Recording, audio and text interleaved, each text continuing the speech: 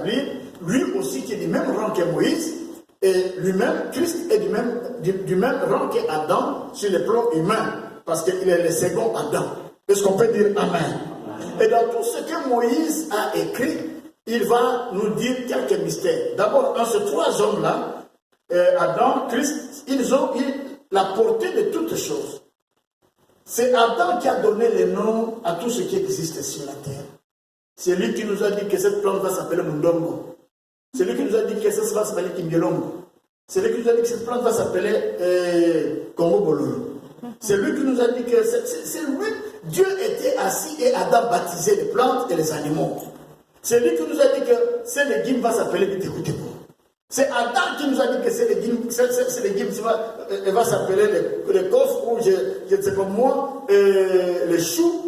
C'est Adam qui donnait tous les noms. Et Minzo Oyo, cette chérie, on va l'appeler Mingolo, chez les Bandoulou. Et il a donné les noms même dans toutes les langues. Il a baptisé tout sur la terre. Mais quand est arrivé un temps précieux, dis avec moi Amen. Amen.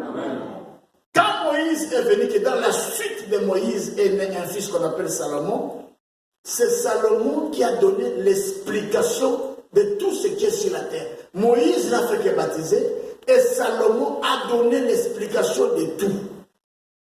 Moïse avait appelé cette plante ici manga, c'est-à-dire que zafou. Il a appelé cette plante ici, il a dit que ça sera l'avocatier. Et quand tu lis la parole de Dieu, on dit que Salomon a donné l'explication de toutes ces plantes. Il a donné dans sa sagesse l'utilité de tous les fruits, l'utilité de tous les animaux. Il a lisé les livres de la parole du Seigneur. Salomon a eu la sagesse de révéler tout ce qui était dans toutes les plantes, dans la vie des animaux, dans les sangs des hommes. Il a dit la sagesse de le faire pleinement. Qu'est-ce que je veux t'enseigner aujourd'hui? Je vais t'enseigner en disant que ce temps que nous vivons, alléluia, c'est un temps où le monde est effectivement attaqué par des fléaux. Mais ce fléau dont cite un homme de Dieu merveilleux qu'on appelle Moïse, du même rang que Christ, c'est un prophète du rang du Christ, et il nous a même expliqué ce que le diable va prendre comme instrument dans sa parole pour essayer de tenter Jésus-Christ. Moïse est en train de nous dire que ceux qui vont demeurer dans l'abri du Très-Haut et sous l'ombre du Très-Haut ne seront jamais atteints. Qu'on appelle cela Ebola, qu'on appelle cela coronavirus, qu'on appelle cela quoi que ce soit, tu ne seras pas atteint. Dis avec moi Amen. Amen. Parce que le virus n'est pas simplement ce qui vient nous attaquer là. Il y a des virus spirituels. Vous savez que même dans l'ordinateur, il y a des virus. Il y a des fois, ton ordinateur travaille plus bien, on dit que c'est attaqué par des virus. Il y a plusieurs virus. Parmi ceux qu'on appelle les sorciers, ce sont des virus dans la vie spirituelle de quelqu'un. Le péché lui-même, c'est un virus terrible. Et un plus grand virus que le coronavirus. Est-ce qu'un enfant de Dieu l'a pour dire Amen? Amen. D'abord, le péché est plus puissant que le coronavirus. Parce que si le coronavirus est venu du poisson, ce poisson-là que Dieu a utilisé pour venir donner une leçon au monde, nous ne savons pas quelle leçon. Il ne faut pas penser que Dieu est en train de punir le monde, non. Dieu ne punit pas le monde. Je vous ai dit la fois le dimanche, parce que le poisson-là qu'on a amené à Ouran, là, qui en a dit que c'est lui qui a amené le coronavirus, le poisson était en bonne santé. Nous ne savons pas ce poisson-là. Le coronavirus, c'était peut-être les vitamines KFD pour son corps, parce que ce poisson était si gros que le coronavirus était certainement un état de santé pour ce poisson. Mais il est devenu un état de mort pour l'homme parce que l'homme n'a pas demeuré dans l'abri du Très-Haut. Parce que le Seigneur déclare que si tu achètes quelque chose au marché, rends grâce à Dieu. Si peut-être cet homme-là, en prenant ces poissons, avait vu la grandeur de Dieu dans ces poissons, et peut-être que le coronavirus ne serait pas répandu. C'est comme ça que je vous ai donné l'exemple de ces légumes-là qui se trouvaient dans la forêt, où se trouvaient les fils des prophètes avec Élisée. Il n'y avait que ces légumes-là. Ils avaient faim. Et Élisée a envoyé cueillir ces légumes. Mais dans ces légumes, il y avait le coronavirus. Et effectivement, qu'on appelait les contes sauvages. Quand on a préparé, on mange, les enfants disent non, mais il y a la mort dans les poux, il y a la mort dans la nourriture. Il dit non. Il est venu avec la farine, il l'a mis dans. On n'a pas changé de légumes. Il a mis la farine, suivez-moi très bien, il a mis la farine dans la marmite, il a dit manger. Et quand ils ont mangé, nous devons changer goût. Le même légume est devenu plein de santé. Dis avec moi Amen. Amen. Et qu'est-ce qu'il avait mis dedans? La farine. Et la farine c'est quoi? C'est le pain. Et le pain c'est quoi? C'est le corps du Christ. Amen. Dis avec moi Amen. Amen. Dis avec moi Amen. Amen. S'il y avait un Élysée à ce moment à Wuhan, là où le coronavirus a commencé, Élysée allait seulement prendre la farine et aller jeter sur les poissons. Et le poisson là qui avait la mort à l'intérieur deviendrait un poisson qui donne la grandeur et la vitamine. Amen. Et cette farine là, qui est le mystère d'Élysée, c'est ce qui est devenu le pain, et le pain c'est Christ. C'est là qu'on dit que celui qui demeure dans l'abri du Très-Haut, c'est-à-dire que celui qui demeure en Jésus-Christ, celui qui demeure dans la vie du Seigneur, alléluia, eh bien sera en sécurité, même quand les fléaux viendront. Qu'est-ce qu'Élisée a utilisé? Cette farine, et ce qui était abomination est devenu effectivement des vitamines. Même le coronavirus peut se transformer à des vitamines si nous avions laissé la chose entre les mains du Très-Haut. Quand nous parlons de ces choses que quelqu'un ne croit pas, il se dit, mais non, parfois vous exagérez. Mais un jour, Paul a été touché par le type de coronavirus. Je vous ai dit la fois passée, Paul a été mordu par un serpent. Et ce serpent-là, on avait déclaré que quiconque est mordu par ce serpent est maudit et conduit à la mort. Même les gens, les villageois, c'est-à-dire que les gens sectaires qui avaient recueilli Paul du naufrage, ils ont dit cet homme est maudit parce qu'il a été sauvé de la mort des autres. Mais voilà qu'il est recueilli ici et un serpent vient le mordre, et ce serpent qui est signe de malédiction. Mais quand ces hommes ont fui et sont revenus le matin, et ils ont vu que Paul était vivant. Paul prenait son thé.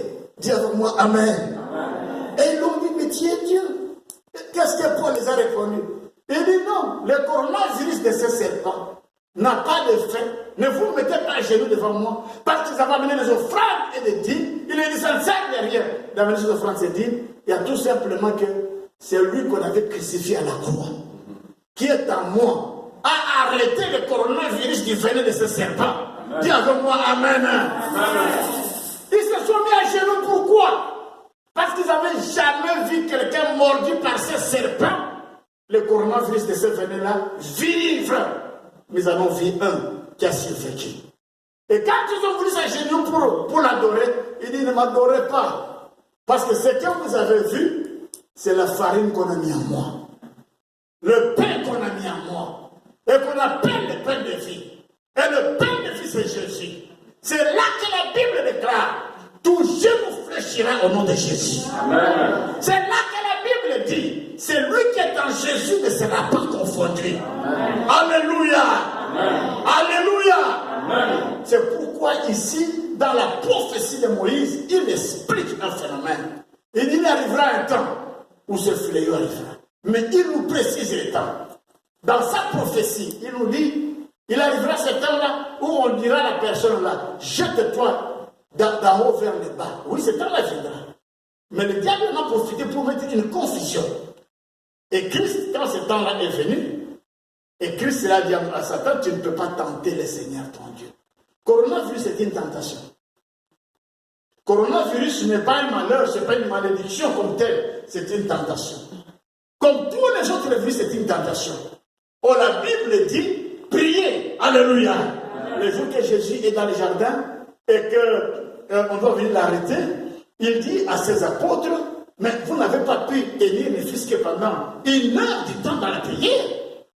Il dit, priez, afin que vous ne tombiez pas dans la tentation.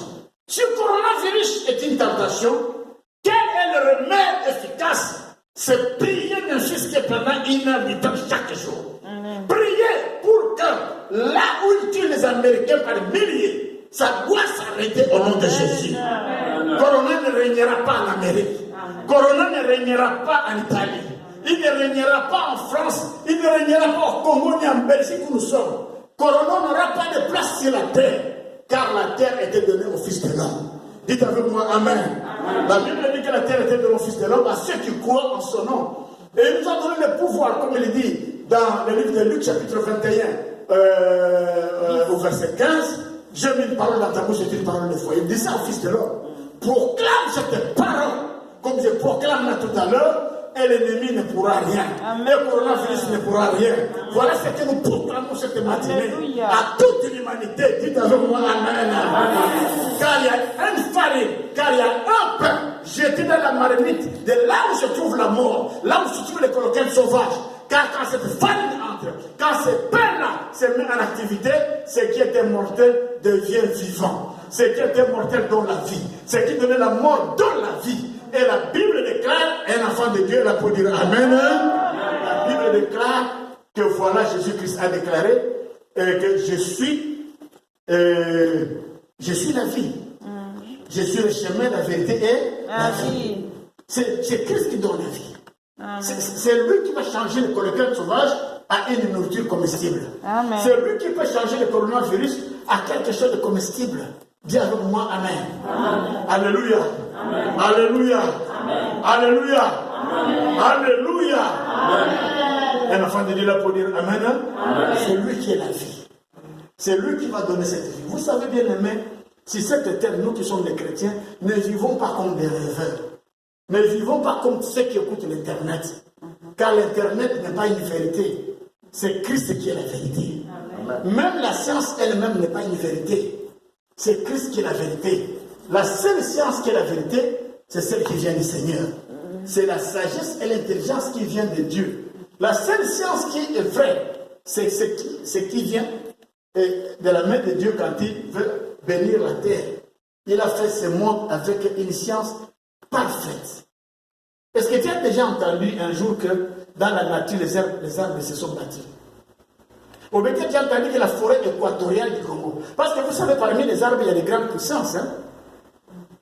De même qu'il y a des pays qui sont de grandes puissances, mais parmi les arbres, il y a des grandes puissances. Premièrement, la forêt d'Amazonie. Deuxième grande puissance de forêt, c'est la forêt équatoriale du Congo. Tu as déjà entendu que la forêt équatoriale du Congo, puissante, elle vient se battre avec les steppes ici de la Belgique. Mais la forêt équatoriale va écraser ça. Si la forêt équatoriale vient se battre, c'est un homme, il va gagner terriblement. Mais tu n'as jamais entendu que la forêt équatoriale vient se battre avec la steppe de Belgique. Tu n'as jamais entendu que la forêt d'Amazonie vient se battre avec les petites forêts au bord du fleuve Kwilu au Congo là-bas. Non! Pourquoi? Parce que la puissance que Dieu a donnée à la création, c'est pour sa gloire. Amen. Ce n'est pas pour se détruire. C'est pourquoi le Seigneur est merveilleux. Dis avec moi Amen. Amen. Non, mais je n'entends pas bien. Dis avec moi Amen. Amen. Il est vivant. Il est vivant. Dieu, c'est celui qui nous appelle à la grâce. Il y a une chose que je vais te raconter qui est assez importante, que tu dois retenir parce que nous allons bientôt arriver vers la fin de ce travail. C'est que, bien aimé, quand nous parlons de ces choses de la foi et que nous racontons ce que Dieu peut faire profondément, il y a des choses qui sont très importantes à suivre. Dis avec moi Amen. Amen. Quand tu prends ces hommes d'alliance, ils n'ont pas été des hommes n'importe comment ou n'importe qui. Ils ont ceux qui ont amené quelque chose qui est assez important. Aujourd'hui, tel que nous vivons, le monde tremble, qui n'a pas besoin de trembler. Souvent, ce qui nous perd, nous ne savons pas d'abord qui tu es. Ce qui nous perd, c'est que le docteur tel a dit c'est chloroquine qui fait ceci. Non, l'Amérique a déclaré qu'ils vont trouver le vaccin. Toi, tu attends le vaccin de l'Amérique. Tu es troublé parce que tu ne lis pas et tu ne comprends pas la puissance qu'il y a dans le Seigneur. Dieu a une façon étrange de faire les choses. Dis avec moi Amen. Amen. Je disais que Dieu a une façon étrange de faire les choses. Chacun de nous a sa grâce. Dieu t'a créé pour une mission avec une grâce. Amen. Dieu ne nous appelle pas tous pour être dans les mêmes paniers. Suivez-moi très bien, même vous qui êtes maintenant, qui doivent être préparés à devenir des serviteurs de Dieu dans cette maison. Commencez à comprendre qui vous êtes. Papa Emmanuel n'est pas maman Gizi. Maman Gizi n'est pas maman Ariette. Maman Ariette, vous n'êtes pas ça. En Christ, nous sommes un. Mais en appel et en mission, nous sommes différents. Amen. Et Dieu a appelé avec des grâces tout à fait différentes. Dis avec moi Amen. Amen. Il a appelé Moïse dans un buisson ardent. Il appelle Moïse dans un buisson ardent. Mais il va appeler Jacob avec des coups de poing. Les appels de Dieu sont différents. Le jour que Dieu rencontre Jacob pour lui donner le ministère, mais il est venu comme un boxeur. Jacob dormait, puis il entend quelqu'un qui le bouge, il veut se lever. Boum! Un coup au visage. Boum! Un coup à la joue. Jacob dit, Tala, toi je ne te connais pas qui tu es. Okoye Baganaza Jacob. Tu vas savoir que je m'appelle Jacob. Jacob a reculé. Il a crié, ha! Gifle à la face de cet ange-là de l'Éternel. Ils se sont battus mortellement.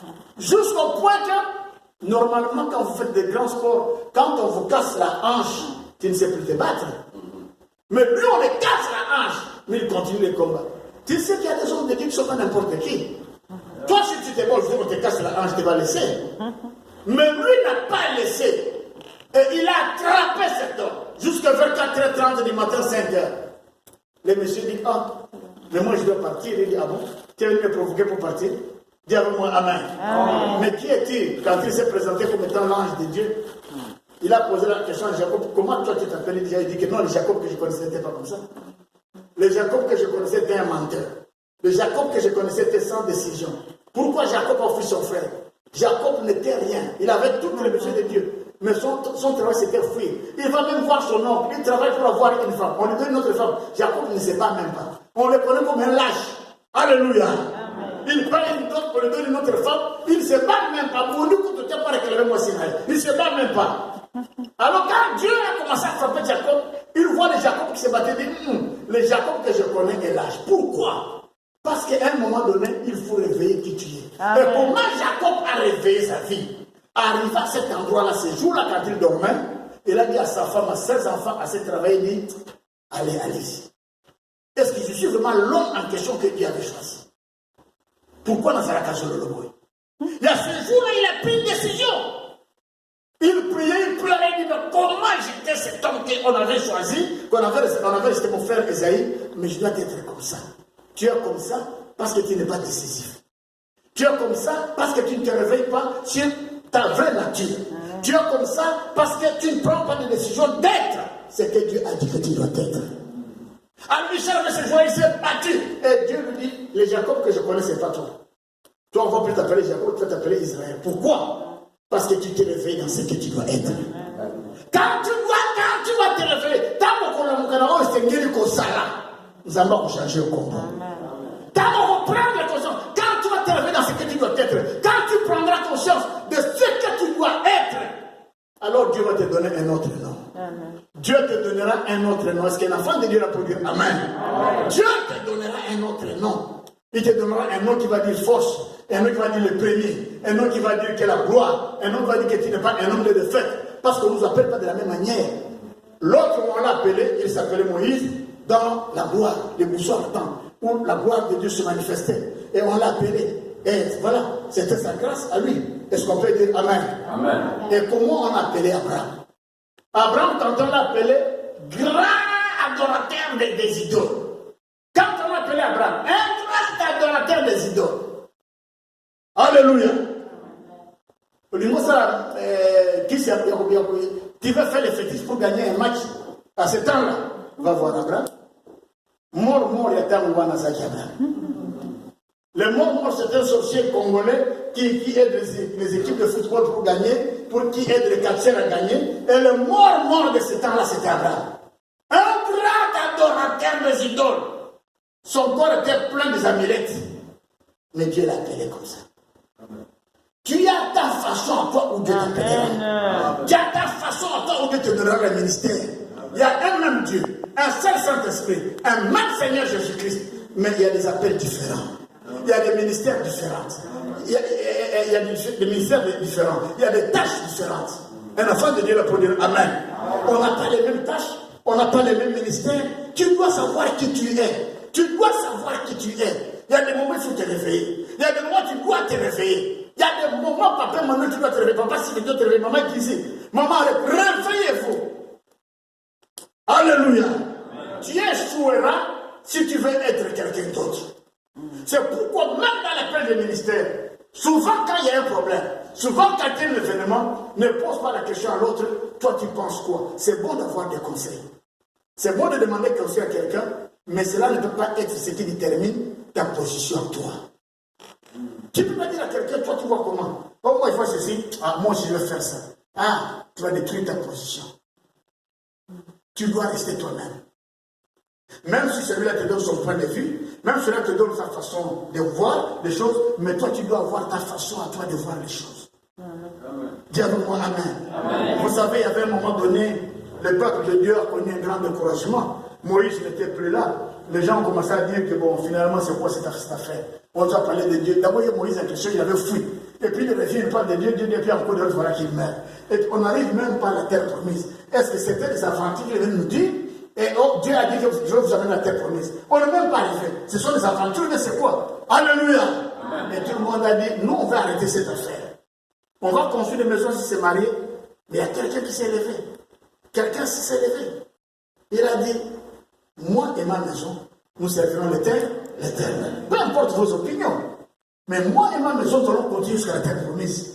Moi et ma maison, on va aller. Parce que j'ai mon ministère, j'ai mon appel, j'ai ma façon de voir les choses, qui n'est pas ta façon, qui n'est pas sa façon. Alléluia. Tu dois prendre les choses entre les mains pour te réveiller et pour faire les choses. Et surtout dans cette affaire, ne te juge pas comme se jugeait. Et dans cette affaire, ne juge pas les autres. Dis avec moi Amen. Dans cette affaire, ne juge pas les autres. Parce qu'il y a des gens qui vont servir Dieu par des coups de poing. Qui pensent que Samson a servi Dieu comment? Le Saint-Esprit dit dans Samson comment? Lui servait Dieu en frappant les gens. C'était d'abord un juge, il rendait justice au milieu du peuple. Mais quand quelqu'un venait pour embêter les juges, ou bien entre vous les frères, si vous ne vous comprenez pas, il te corrige, tu ne veux pas. Lui n'avait pas de prison quand il était juge. Samson n'avait pas de prison. Il te dit, frère, tu as recommencé ça, oui. Il dit, frère, passe devant moi. Sœur, passe devant moi. Bambata avec Samson. Samson, je le sais. Tu vas recommencer encore, non? Chacun avait son ministère. Alléluia. Même dans la vie de l'église ou dans la vie de foi, tu peux rencontrer quelqu'un qui bling un bandit. Tu te dis, mais cet homme, c'est à quoi il sert? La foi, c'est comme ça, papa. Tout son nanana condiment. Tu dis, la foi, c'est comme ça. Parfois, la foi est comme ça. Toi, tu ne connais pas le visage de la foi. Dis avec moi Amen. Parce que des fois, les bling sont très intéressants. Alléluia. Parfois, les bling sont très intéressants. Quand j'étais en Bruxelles dans la grande église, avant d'être dans la petite église, on avait un frère qui s'appelle encore mon papa qui est. Michel. Non, déjà le nom ne pas. Michel, c'est après. Michel, vous avez rencontré dans la grande salle, oui, mais la première grande salle de la rivière, c'était pas, ça s'appelle, je ne vois plus. Mais il habitait dans le même bâtiment qui m'a génie, je ne vois plus son nom. Et il a pris une femme qui venait de la Hollande. Il y avait un homme qui venait frapper. C'est-à-dire, il passait là-bas sur l'église, sa porte était là-bas. Nous, quand nous chantons, il vient commencer à taper sur l'église. Alors, nous, avec notre façon d'être des bons chrétiens, doux, prions pour lui. Nous, les gens disaient, prions pour lui. Oh Seigneur, arrête cet homme-là. Mais ses frères-là, je ne vois plus son nom, ses papas-là. Bâtiment ton divan. Il sort, il monte chez les tombes. Il est parti, il a suivi le plan, je vais te frapper, je vais te corriger. Et comme ça, tu ne viendras plus faire de bruit ici. Appelle même la police. Il a suivi cet homme. Le homme a sauté à la fenêtre sans lever l'entrée. Il a brisé sa fenêtre. Depuis ce jour-là, cet homme-là ne devenait plus fatal. Alléluia. Il y a des gens qui ont des ministères pour donner des coups de poing. Alléluia. Il y a des familles où il y a quelqu'un, Stéphane. Les parents m'ont dit, mais vous allez voyou, boy. Mais le jour qu'un voleur revient à la maison, il commence à faire dire, oui. Tu sais, le papa ne va pas appeler André, hein, les garçons tout là. Stéphane, pourquoi on appelle Stéphane? Parce qu'on sait que dans la maison, il y a un ministère pour mettre la justice. Ah, clamez d'abord pour l'Éternel. Dans une maison, tu peux penser qu'il sert de volait rien. Mais le jour que les voleurs viendront, Stéphane sera appelé. C'est comme moi ici, si quelqu'un vient me provoquer ici. Je vais envoyer Papa Lick, hein, en vous double. Comme c'était un judoka qui est là-bas. Dites avec moi Amen. Si quelqu'un vient me provoquer, c'est Papa Lick, regarde la travail, gère-moi ces choses-là. Alléluia. C'est pourquoi Dieu a permis que Papa Lick soit ici dans l'église. Amen. Tu peux dire que lui ne connaît pas des versets, mais Azal Makolo est dribble la cabature. Il a son ministère. Dans la foi, Dieu a utilisé les gens de tous les rangs. L'important, c'est faire cela pour la gloire du Seigneur. L'important, c'est que sois toi-même pour la gloire de Dieu. Alléluia. Amen. Alléluia. Amen. Alléluia. Amen. Moïse n'est pas entré dans la terre promise, mais il a introduit toute une génération dans la terre promise. Dieu l'a dit, toi tu contestes trop Moïse. Les gens ont soif, Dieu dit, frappe une fois et puis parle aux gens. Non, frappe une fois et puis parle à la pierre, excusez-moi. Et les gens ont soif, et les gens crient Moïse. Il frappe la pierre une fois. D'abord, avant de frapper une fois, l'homme ne sort pas, il commence à parler aux gens. Oh, Dieu vient de parler à la pierre, il parle aux gens, il dit, bien vous exagérez, hein? Vous aussi vous exagérez, hein? Vous pensez que vous êtes quoi? Est-ce que j'étais resté en Égypte, ça me ferait quoi? Et puis, ça va encore la deuxième fois, la pierre, l'eau sort. Il lui dit, ah, Moïse, toi tu es violent comme ça. Maintenant, elle est sortie, tu fais quoi? Ah, gloire à toi, Seigneur, merci, Seigneur. Voilà comment tu m'éloignes, Moïse, tu n'entreras pas la terre promise. Dis avec moi, Amen. Amen. Mais à cause de cela, de sa nature, il a conduit tout un peuple vers les lieux de la promesse. Chacun a une mission. On ne te demande pas d'être... Tout ce que tu dois faire, fais ça à la gloire du Seigneur. Amen. Tout ce coronavirus que tu vois, ça ne te concerne pas nécessairement. Ça nous concerne parce que nous sommes en compassion avec le monde. Nous sommes en compassion avec nos frères, nos soeurs. Même ceux qui sont morts, nous sommes en compassion avec eux. Mais dans la réalité, toi, tu as tes promesses. Le Seigneur te dit, ces fléaux viendront. Mais toi, tu ne tomberas pas. 1000 vont tomber, 10 000 vont tomber. Toi, tu ne tomberas pas. Amen. Tu es quelqu'un d'autre. Dis avec moi, je suis quelqu'un d'autre. Dis encore avec moi, je suis quelqu'un d'autre. Un enfant de Dieu est là pour dire Amen. Amen. Est-ce qu'un enfant de Dieu est là pour dire Amen? Amen. Il est vivant. Alléluia. Amen. Et pour terminer, je vais te dire quelque chose. Tu sais, je veux que votre sagesse, votre intelligence augmente. Même quand nous parlons que nous sommes le corps de Christ. Je peux aussi te choquer quelque part. L'apôtre Paul prend l'exemple du corps humain, il dit que le corps de Christ, pour le comprendre, c'est comme le corps humain. Ça a plusieurs parties. Mais dans un corps humain, tu penses que toutes les parties sont honorables. Pourquoi dans le corps humain, nous voulons parler de la tête, du bras, les pieds? Mais dans le corps humain, il y a aussi le sexe. Mais dans le corps humain, il y a aussi des parties qui sentent mauvais. Qui comme toi, t'as menacé dans moi, il y a dans le corps humain. A transpiré, il n'a pas de parfum, il n'a pas mis de parfum, il a marché sous le soleil. Dans son corps humain, qu'il soulève son bras, tu feras. Dans le corps humain, il y a ceux qui sont des, comment on peut dire, des choses d'honneur, mais il y a des choses qui ne sont pas des choses d'honneur. Il y a des choses qui sont visibles, il y a des choses qui sont cachées. Tu ne peux pas marcher un homme normal avec ses aisselles dehors, non. Ou bien avec son sexe dehors, non. C'est caché, mais ça fait partie du corps humain.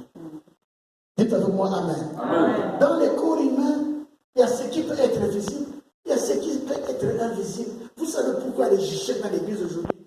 Tout le monde veut devenir visible. Regardez le coronavirus. Tu seras étonné. L'homme qui s'est converti hier, tu le vois sur l'internet en train d'enseigner. Il a son petit poste en train d'enseigner. Il s'est converti hier. Alléluia. Il ne connaît même pas encore qui est Jésus-Christ. Sa repentance n'est pas encore totale. Alléluia. Mais il est en train de crier. Pourquoi? Parce qu'il ne comprend pas que dans le corps humain, il y a des parties qui doivent être cachées. Tant que tu n'as pas encore grandi dans la foi, tant que tu n'as pas encore la connaissance, reste caché. Tu es comme le sexe. Mets-toi sous les vêtements. Tant que tu n'as même pas encore été appelé au ministère, restez caché. Ne pense pas que si on ne te voit pas dans le corps, c'est comme ça que les gens... Regardez ici, quand cette église, quand les gens ont fait un peu une petite rébellion ici, il y a même des frères qui chantaient ici, si vous allez voir papa qui est en face ici, il faut lui dire que nous allons faire notre église, nous serons 4 pasteurs. Papa, Alexandre pose la question, quels sont ces pasteurs? Il cite des noms. Et puis il cite aussi son nom. Oh, même toi aussi, Dieu. Mais il y a des fois, il faut être caché. Alléluia. Amen. Pourquoi tout le monde veut être dehors? Alors que dans l'école, il y a des parties qui sont cachées. Et c'est là où vient l'échec de l'église. C'est là où vient l'échec de l'église. Dis avec moi Amen. Amen. Pourquoi l'église a changé son but? Pourquoi l'église est mal orientée? Parce que tout le monde veut devenir visible. Chaque pasteur, on a dit que pour être un pasteur visible, tu dois avoir de l'argent. Tu dois acheter une parcelle de l'église. C'est pourquoi tout ce qui se passe dans nos églises, c'est appel de fonds. Même quand on veut chasser une mouche, qui va donner $100. Même quand on va ouvrir la fenêtre, qui va donner $200. Pourquoi? Parce que tout le monde veut devenir visible. Et cela a faussé les objectifs de la parole de Dieu. Au point que même les enfants de Dieu qui étaient fidèles ont cessé d'être fidèles parce que c'est dit que oh, on a fait des églises pour nous voler de l'argent. Alors que l'or et l'argent appartiennent à l'Éternel. Et pour les biens de l'Éternel. Prenons qu'aujourd'hui nous avons ce qu'elles ont dans la tête, que les vidéoprojecteurs, parce qu'on doit avoir 2 vidéoprojecteurs, à part le 3e dans la salle des enfants. Prenons que les grandes télévisions que nous voulons mettre par-ci, par-là, soient déjà placées. Mais je pense que les jours qui t'invitent à te dire que oui, il y a quelque chose qui se passe maintenant. Mais ça coûte de l'argent. Mais l'argent là n'est pas là pour nous faire visible à la place du Seigneur Jésus.